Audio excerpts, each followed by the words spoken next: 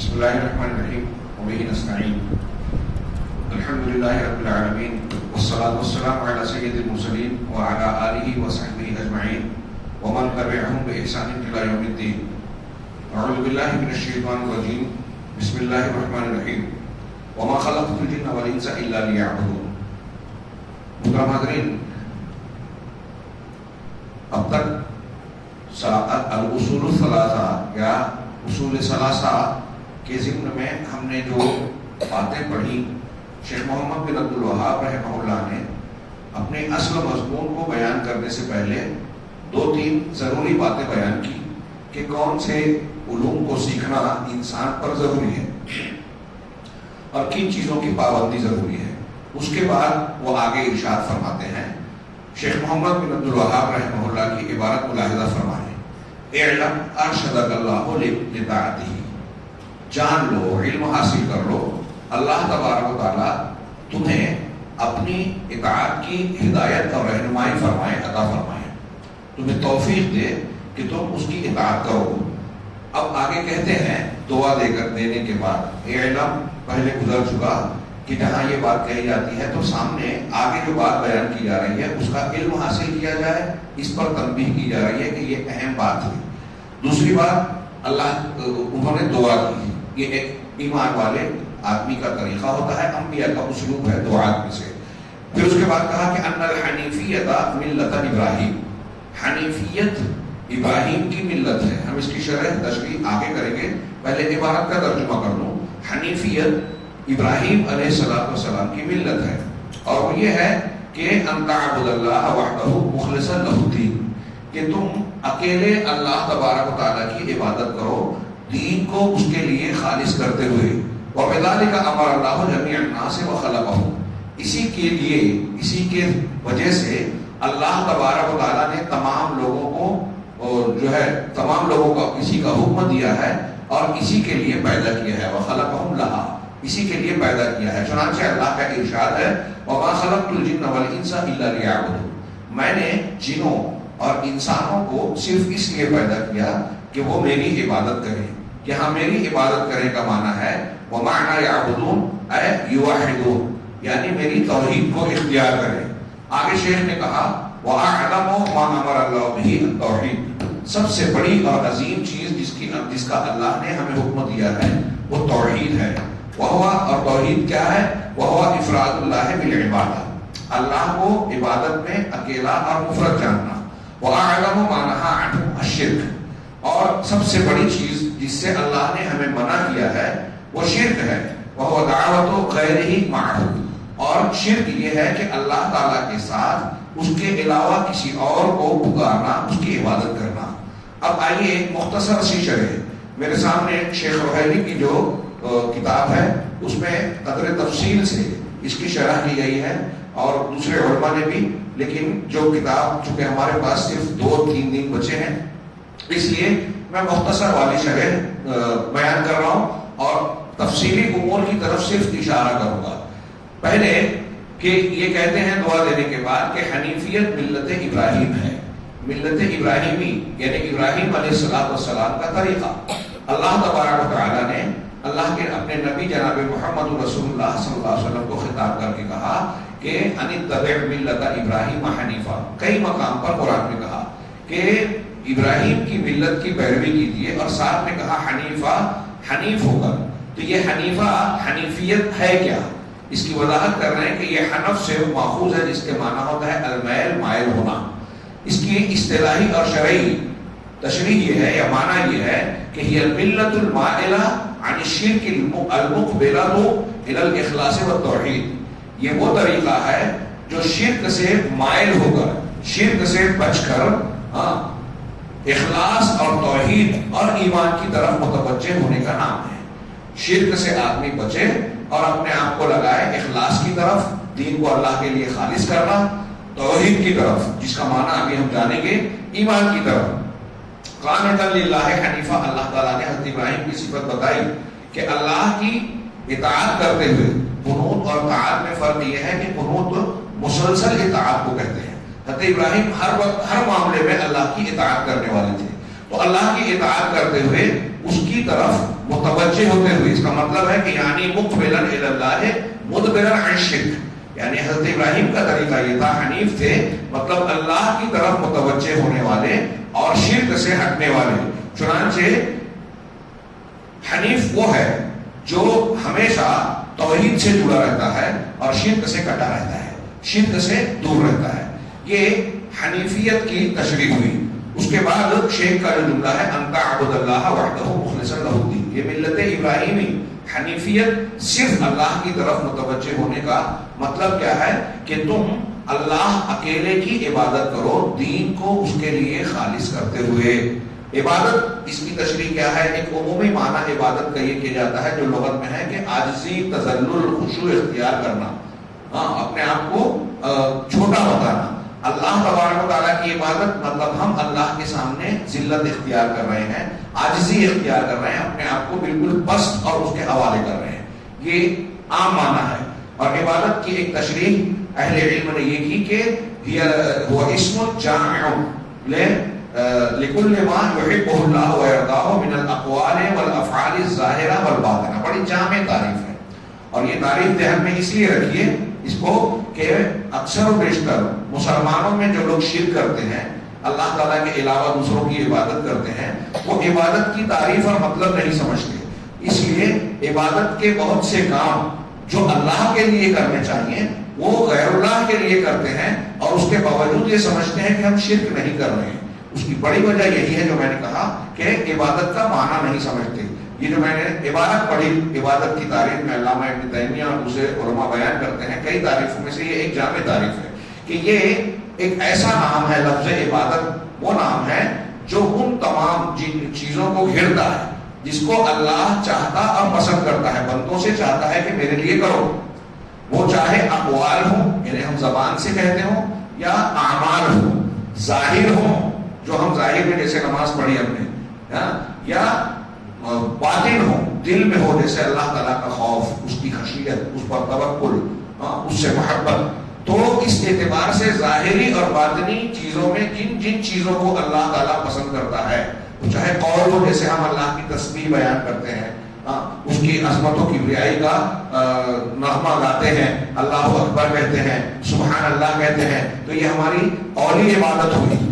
دل سے عبادت، خوف وغیرہ، اعضاء و جوارح سے نماز، حج، مال سے زکات کی عبادت ہوتی ہے جو ظاہری ہے، ایک عمل ہے۔ اللہ تعالیٰ ان کو کرنے کا حکم دیتا ہے، اللہ تعالیٰ قربانی کرنے کا حکم دے رہا ہے، مطلب اللہ بندوں سے چاہ رہا ہے، یہ عبادت ہے۔ اللہ تعالیٰ نے نظر کو پوری کرنے کا حکم دیا، مطلب اللہ ہم سے چاہ رہا ہے، یہ عبادت ہے۔ یہ دھیان دیجیے کہ اللہ تعالیٰ قرآن میں یا رسول اللہ صلی اللہ علیہ وسلم کی حدیثوں میں جن کاموں کے لیے کہا گیا کہ ایسا کرو اللہ اجر و ثواب دے گا، وہ عبادت ہے کہ اللہ ہم سے چاہ رہا ہے۔ اب قربانی عبادت ہے، اب جب عبادت ہے تو اللہ کا حق ہے، کسی اور کے لیے کیا گیا شرک۔ یہ میں عبادت کا معنی بتاتے ہوئے وضاحت کر رہا ہوں، بہت غور سے اس کو سمجھ کر اس پر غور کیجئے کہ بہت سارے مسلمان کئی عبادتیں اللہ کے علاوہ دوسروں کے لیے کرتے ہیں، اس طریقے سے وہ مشرکین میں شامل ہو جاتے ہیں۔ اب اللہ تبارک و تعالیٰ کے لیے اکیلے عبادت کریں، اللہ نے اسی کا حکم تمام لوگوں کو دیا ہے۔ تمام انبیاء کی دعوت، ان کی تعلیم، ان کی دعوت کا نچوڑ آغاز یہیں سے ہوا۔ آپ قرآن میں پڑھیے کہ اعبدوا اللہ ما لکم من الہ غیرہ، ہر نبی نے اپنی قوم کو پہلا جو حکم دیا، تعلیم دی، وہ یہی دی کہ اللہ کی عبادت کرو، تمہارے لیے اللہ کے علاوہ کوئی معبود برحق نہیں ہے۔ سب کی تعلیم کی بنیاد یہی تھی، اور اس کے اعتبار سے تمام انبیاء کرام علیہ السلام کا دین ایک ہی دین ہے۔ دین طریقے اور مذہب کو کہتے ہیں۔ تو اللہ تبارک و تعالیٰ کے لیے اس دین کو خالص کیا جائے، جو امور اور حقوق اللہ کے ہیں وہ کسی اور کو نہ دیا جائے، صرف اس کی عبادت کی جائے، اسی کا اللہ نے حکم دیا اور اسی کے لیے پیدا کیا۔ جیسا کہ قرآن نے کہا وما خلقت الجن والانس الا لیعبدون وما امروا الا لیعبدوا اللہ مخلصین لہ الدین۔ یہ دوسری آیت میں نے پڑھی پہلے والے جملے کے لیے کہ اللہ نے اس کا حکم دیا، تو اللہ تعالیٰ نے کہا کہ ان کو محض اس بات کا حکم دیا گیا تھا کہ وہ اللہ کے لیے دین کو خالص کر کے پکاریں، اللہ کے لیے دین کو خالص کر کے پکاریں۔ چنانچہ یہاں بتایا کہ انسان کو پیدا کرنے کا مقصد توحید ہے کہ اللہ تعالیٰ نے خود فرمایا وما خلقت الجن والانس الا لیعبدون، میں نے جنوں انس کو محض اس لیے پیدا کیا کہ وہ صرف میری عبادت کریں۔ یہ آگے کہہ رہے ہیں کہ وَمَعْنَا يَعْبُدُونَ يُوَحِدُونَ. یعبدون کا مطلب ہے یوحدون، یعنی اللہ کو ایک مانے. پھر سے میں اشارہ کروں جو اس سے پہلے بیان کر چکا ہوں کہ کفار مکہ اللہ کی عبادت کبھی کبھار کیا کرتے تھے، کئی موقعوں پہ طواف کرتے تھے، کشتی پر سوار ہوتے تھے، اللہ کو پکارتے تھے، قربانیاں بھی کرتے تھے، اپنے معبودان باطلہ کے لیے بھی کرتے تھے. لیکن اللہ نے ان سے خطاب کر کے کہا قل یا ایھا الکافرون لا اعبد ما تعبدون ولا انا اعبد ما عبدتم ولا انتم عابدون ما اعبد. تم اس کی عبادت کرنے والے نہیں جس کی میں عبادت کرتا ہوں. کفار مکہ یہ کہہ سکتے تھے نا کہ ہم تو اللہ کی عبادت کرتے ہیں. یہاں مطلب کیا ہوا کہ اگر کوئی اللہ کی عبادت کرتے ہوئے کسی اور کی بھی عبادت کر رہا ہے تو وہ اللہ کی عبادت نہیں کر رہا ہے. اچھی طرح سمجھ لیں. ایک آدمی کتنی بھی عبادات، کتنے بھی اذکار، کتنی بھی تلاوت کر رہا ہے، روزے رکھ رہا ہے، ہاں، اور تراویح پڑھ رہا ہے، دوسری ساری عبادتیں کر رہا ہے، لیکن اگر اللہ کے ساتھ اس نے کسی اور کی عبادت کی تو اللہ تعالیٰ کے فرمان کے مطابق، اس فرمان کے مطابق وہ اللہ کی عبادت کرنے والا اللہ کے یہاں شمار نہیں ہوگا. وہ عبادت عابد اللہ کا عابد نہیں ہے. ہاں. اب یہاں جو انہوں نے تشریح کی یوحدون، تو یہ تشریح کیوں کی؟ ہم ایک دوسری آیت کو سامنے رکھتے ہیں کہ اللہ نے ہم کو امتحان آزمائش کے لیے پیدا کیا، لیبلوکم ایکم احسن عملا. یہاں اللہ نے کہا کہ عبادت کے لیے پیدا کیا. دونوں میں ٹکراؤ ہے کیا؟ نہیں. دونوں میں یہی ہے کہ امتحان ہے، اور امتحان کا سب سے بنیادی سوال ہماری زندگی میں جو امتحان اللہ لے رہا ہے اس میں سب سے بڑا بنیادی اہم سوال یہی ہے کہ ہم اللہ کی عبادت کرتے ہیں یا وہ حق دوسروں کو دیتے ہیں. یہی آزمائش کی بنیاد ہے. اگر یہاں ہم نے اللہ کے علاوہ کو اللہ کے حق میں شریک کر دیا تو ہم امتحان میں بنیادی طور سے ناکام ہو گئے. چنانچہ جو شخص اس بنیادی سوال میں فیل ہو گیا وہ کبھی بھی جہنم سے نہیں نکلے گا، کیونکہ وہ پوری طرح بنیادی طور سے ناکامیاب لوگوں میں سے ہے. چنانچہ آگے یہ کہہ رہے ہیں یہاں ایک وضاحت کی کہ یعبدون کا معنی یا یوحدون جو کیا یہ حضرت ابن عباس رضی اللہ تعالیٰ عنہ کا قول ہے. یہ بات کے علماء کا نہیں. حبر الامہ ترجمان قرآن جن کو اللہ کے رسول صلی اللہ علیہ وسلم نے دعا دی تھی کہ اللہم علمہ الکتاب فقہہ فی الدین، اے اللہ ان کو الکتاب کی تعلیم دے، دین میں فقاہت دے. وہ کہتے ہیں کہ ان کا قول ہے کہ ان کل عبادت، ابن عباس کہتے ہیں ان کل عبادت فی القرآن معناها التوحید، کہ قرآن میں جہاں بھی عبادت کا ذکر ہے ہر جگہ اس کا معنی توحید ہے. وعبد اللہ کا معنی ہے، وہ کہتے ہیں کہ وعبد اللہ جب کہا گیا تو اس کا مطلب ہے وحد اللہ، اللہ کو اکیلا مانو، اس کے حقوق میں کسی اور کو شریک نہ کرو. دوسرا یا ایھا الناس اعبدوا ربکم، اے ایمان والو اپنے پالنے پوسنے والے کو، اپنے پروردگار کو کی عبادت کرو. اس کا معنی ہے اے لوگوں تم اپنے پروردگار کو اکیلا جانو. آگے شیخ نے کہا یہ آیت کا تھوڑا سا مفہوم ہو گیا. اب جب اللہ کو ایک مانا، حضرت علی نے اس آیت کی تشریح کرتے ہوئے کیا کہ ہم نے انس و جن کو اس لیے پیدا کیا کہ وہ میری عبادت کرے. مطلب کیا ہے کہ میں ان کو جو حکم دوں مان لے میں ان چیزوں سے منع کروں اس سے رک جائیں. اس لیے زندگی کے ہر معاملے میں ہماری اس توحید کا اثر ہوگا. آپ ایک عام آدمی کے ذہن میں سوال ہوتا ہے کہ اللہ تعالیٰ نے عبادت کے لیے پیدا کیا تو اب ہم مسجد میں عبادت کرتے ہیں، رمضان میں روزے رکھ کے عبادت کرتے ہیں قرآن کی طرف، باقی دنیا کے جو کام اور مشاغل ہیں اس میں تو عبادت نہیں کرتے. اگر ہم ان چیزوں میں اللہ کے احکامات کی پابندی کرتے ہیں، لین دین کر رہے ہیں، اس بات کا لحاظ کریں کہ حرام سے بچیں، حلال کو اختیار کریں جو اللہ کا حکم ہے، رسول کا حکم ہے، اور اسی شرط طریقے اور آداب کا لحاظ رکھیں جو شریعت نے ہمیں بتایا ہے، تو یہ بھی ہمارا کام عبادت میں شمار ہوگا. بیوی بچوں کے حقوق آپ ادا کر رہے ہیں کہ اللہ نے کہا ہے ان کے ساتھ حسن سلوک کرو، ان کے حقوق ادا کرو، ان کو دین سکھاؤ، ان کو اچھی تعلیم دو. اگر ہم ان چیزوں کا لحاظ کر رہے ہیں تو ہم بیوی بچوں کے حقوق کو ادا کرنے کے ساتھ ساتھ شریعت پر عمل کر رہے ہیں. ماں باپ کے ساتھ اچھا سلوک کرنا فطرت میں ہے، لیکن اللہ تعالیٰ کے حکم کو سمجھ کر ایک آدمی غیر مسلم ہے وہ اس لیے ماں باپ کی خدمت کر رہا ہے کہ ان کا احسان ہے بس محض دنیاوی اعتبار سے، لیکن ایک مومن بندہ احسان سے زیادہ یہ مانتا ہے کہ میرے پروردگار کا حکم ہے. اب جب رب کا حکم مان کر ہم نے کوئی عمل کیا تو وہ عبادت میں شمار ہوگا.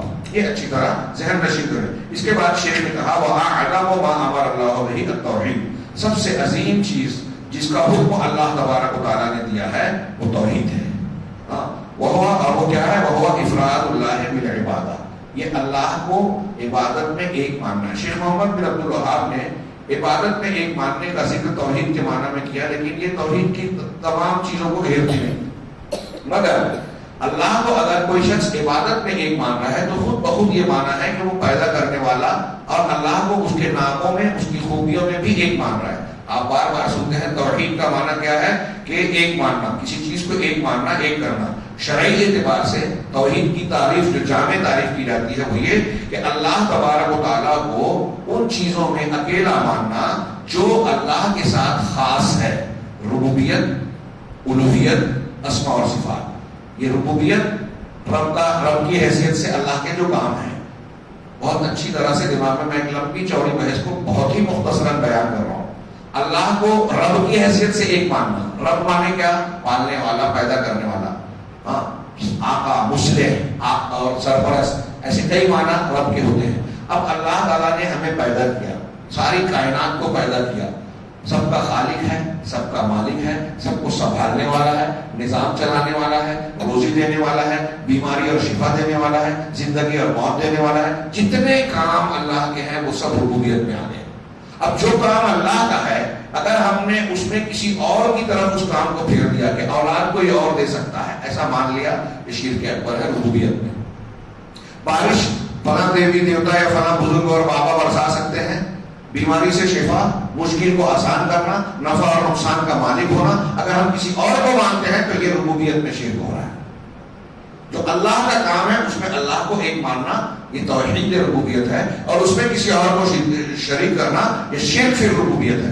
شیخ روحیلی نے جو میں بیان کر رہا ہوں اس کو کئی صفحات میں بیان کیا ہے کہ توحید کی یہ قسمیں ہیں اور شرک کی یہ قسمیں ہیں. تو ربوبیت میں اللہ کو ایک ماننا. دوسرے الوہیت میں، الوہیت کا مطلب الہ اور معبود ہونا.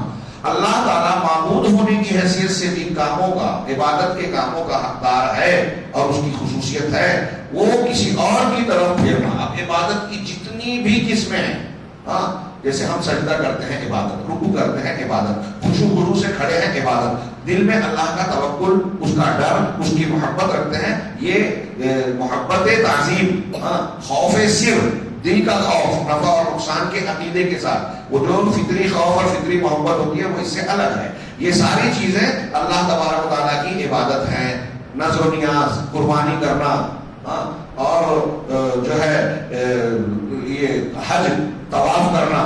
اب اللہ نے حکم دیا کہ بیت اللہ کا طواف کرو یا اللہ کی طرف توجہ کر کے حجر اسود کو بوسا دو. اب کوئی شخص کسی مزار کا طواف کر رہا ہے تو جو کام اللہ کے لیے کعبہ میں ہوتا ہے وہ مزار پر غیر اللہ کے لیے وہ کر رہا ہے، وہ شرک کر رہا ہے. یہ اللہ کے عمل کی، اللہ کی خصوصیت ہے، کسی اور کی نہیں ہے.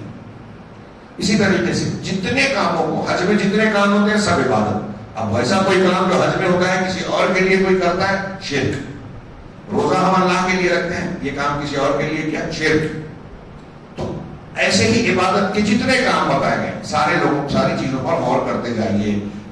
اسی طریقے سے تیسری چیز اسماء و صفات. اللہ تعالیٰ کے بہترین نام ہیں، غفور، سمیع، بصیر.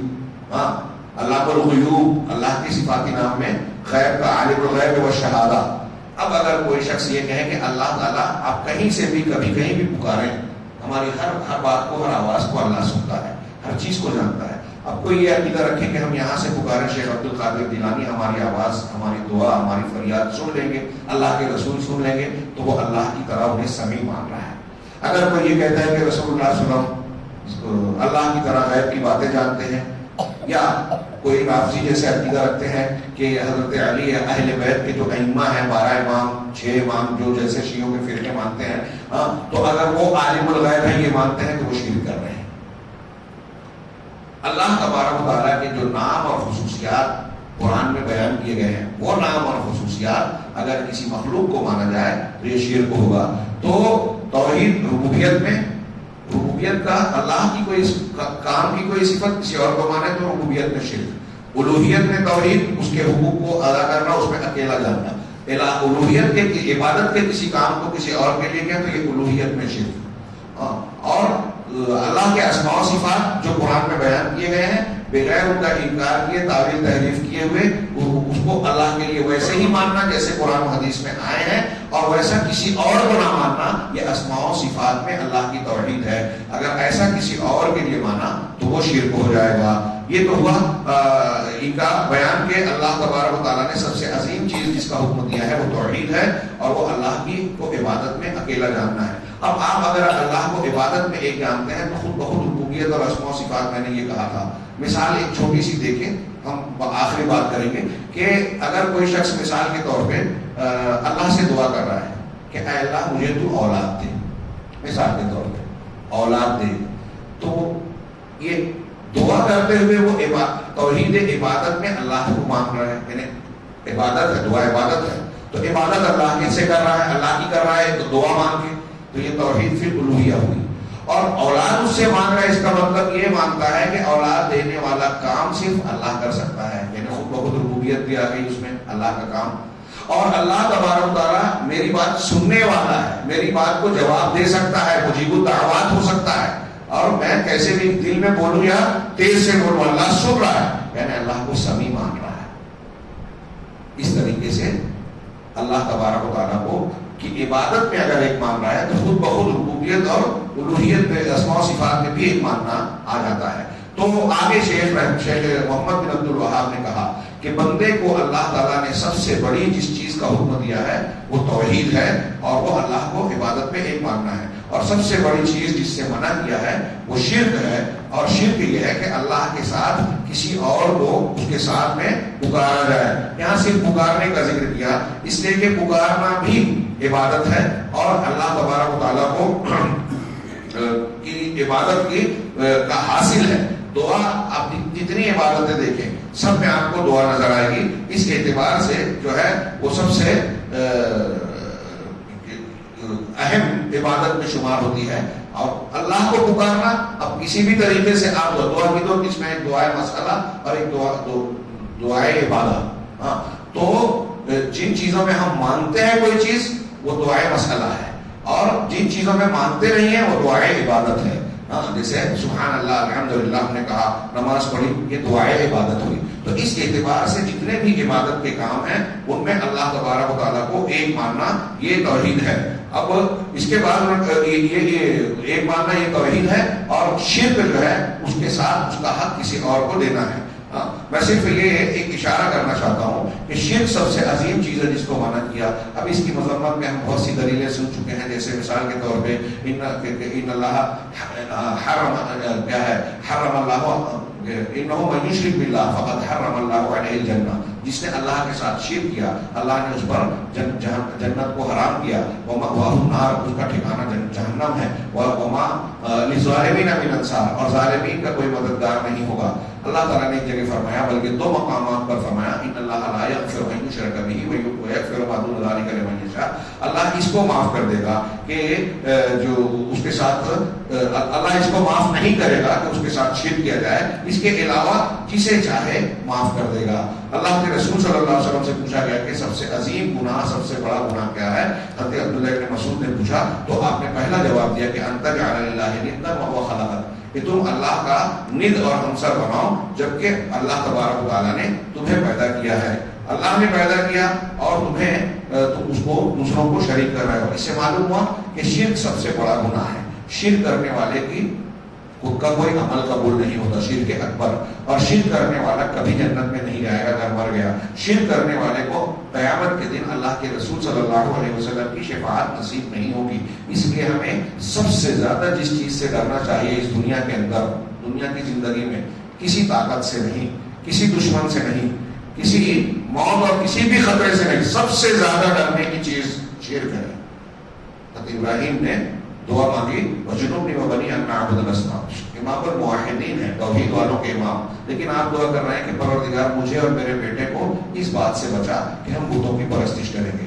ابراہیم علیہ السلام اتنے اعلیٰ مقام پر ہو کے بھی اس سے پناہ مانگ رہے ہیں، مطلب ہمیں کتنا ڈرنا چاہیے، کتنا چوکنا رہنا چاہیے۔ شرک کی صرف قسموں کا میں ہلکا سا ذکر کر دوں۔ شرک کہتے ہیں کہ اللہ تبارک و تعالیٰ کے ساتھ کوئی ند اور ہمسر بنانا جس میں اس کی عبادت کی جائے۔ ابھی 3 قسمیں توحید کی گزری، ان میں سے کسی چیز میں اللہ کو شریک کیا گیا تو وہ ایک الگ تفصیل ہو گئی۔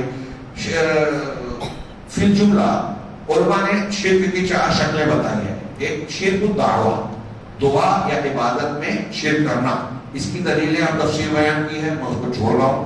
اور دوسری شرک النیہ والارادہ والقصد، نیت، ارادے اور قصد کا شرک. اس میں ریاکاری، اپنے اچھے عمل سے دنیا کو چاہنا، جو عمل اللہ کے لیے ہونا چاہیے اس سے ہم دنیا چاہیں، شہرت چاہیں. اگر یہ زیادہ ہے تو شرک اکبر، ہلکا پھلکا ہے تو شرک اصغر. تیسری قسم ہے شرک الطاعت، اطاعت کا شرک.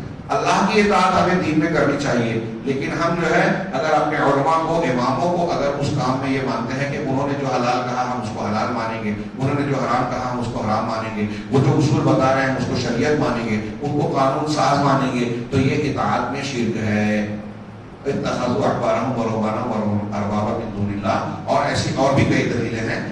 چوتھی قسم جو ہے شرک فی المحبہ ہے. اللہ نے فرمایا ومن الناس من يتخذ من دون اللہ اندادا یحبونهم كحب اللہ، کہ کچھ لوگ ایسے ہیں جو اللہ کے ساتھ دوسروں کو انداز، اللہ کا شریک ٹھہراتے ہیں. کیسے؟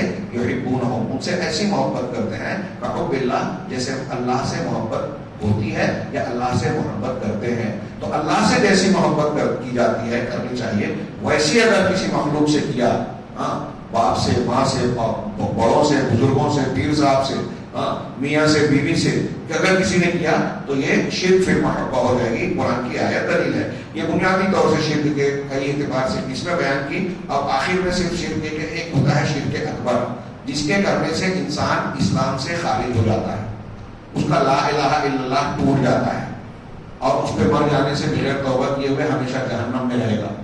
اس کے مقابل ہے شرک اصغر.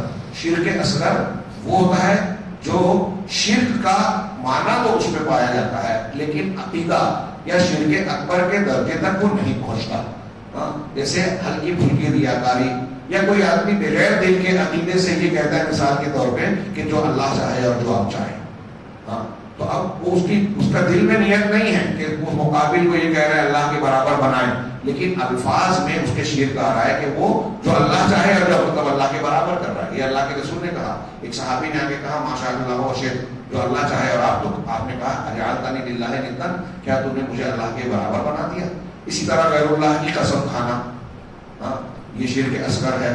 اسی طرح ہلکی پھلکی ریا، جو نماز آپ اللہ کے لیے پڑھتے ہیں، دل میں آ گیا کہ لوگ دیکھ کے مجھ کو بہت اچھا اور نیک مانیں گے، تو لوگوں کی تعریف اور وہ سننا چاہتے ہیں کہ وہ اچھا بولے، تو یہ شرک ہو گیا. تو یہ شرک اصغر کی وہ شکلیں ہیں کہ آدمی کے عمل میں وہ آ جائے، قول میں وہ آ جائے. بارش اللہ نے برسائی، ڈاکٹر سے آپ نے علاج کرا ہے، آپ بولتے ہیں ڈاکٹر نہیں ہوتا تو میرے ابا نہیں بچتے. بچانے والا، ڈاکٹر کو توفیق دینے والا کون ہے؟ بارش برسائی اللہ نے، اور مشرکین نے کہا کہ فلاں ستارے نے بارش برسائی. اور کیجیے آج کل ہمارے یہاں زلزلہ، طوفان اور کیا کیا آتا ہے، تو ہم گھر سے کہتے ہیں کہ سائنسی وجہ یہ ہے. وجہ جو بھی ہے، اسباب کس نے پیدا کی ہے؟ رب العالمین نے. کورونا کی بیماری سازش ہے، یہ ہے وہ ہے، ہو سکتا ہے، لیکن وہ اسباب ہے، ذرائع ہیں، اصل کرنے والی ذات اللہ کی ہے. تو اللہ تبارک و تعالیٰ کے کاموں کو اسی کی طرف منسوخ کیا جائے.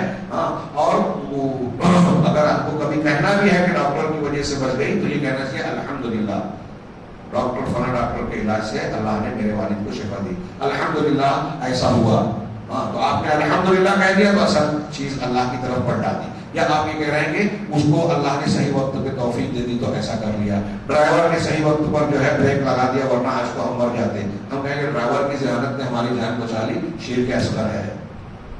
اندازہ لگائیے یہ شرک اصغر. اگر عقیدے میں نہیں ہے تو شرک اصغر. گھنٹہ تعویذ لٹکایا آپ نے، آپ اس کو ذریعہ سمجھ رہے ہیں. جو چیز ایک آخری کہ یہ اصول یاد رکھیے کہ جو چیز ہمارے کسی کام کا ذریعہ نہیں ہے، آپ نے اسے ذریعہ مانا تو وہ شرک اصغر ہے. جیسے یہی دھاگا لٹکانا گلے میں، نہ شرعی اعتبار سے نہ طبی اعتبار سے، اگر وہ بیماری کا علاج نہیں ہے تو اب یہ عقیدہ رکھنا کہ ہمارے گلے میں دھاگا لٹکائیں گے تو فلاں بیماری سے شفا ملے گی، مشکل سے محفوظ رہیں گے، شیطان کے شر سے محفوظ رہیں گے، تو یہ جو ذریعہ نہیں ہے اس کو ذریعہ مان لیا شرک ہے. اور اگر عقیدہ ہو گیا کہ یہ دھاگا، یہ تعویذ گھنٹا ہم کو فائدہ دے گا، اس کے اندر فائدے نقصان کی تاثیر ہے، تو یہ شرک اکبر ہو جائے گا.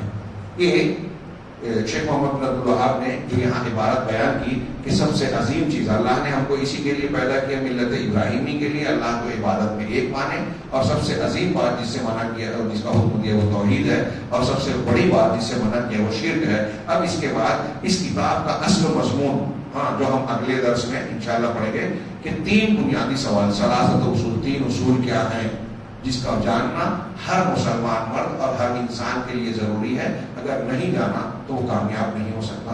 انشاءاللہ اگلے جو بھی موقع 1-2 دن کا ملے گا اس میں ہم جو پڑھ سکیں پڑھنے کی کوشش کریں گے۔ اللہ تعالیٰ ہمیں خیر کی توفیق دے۔ باقی اللہ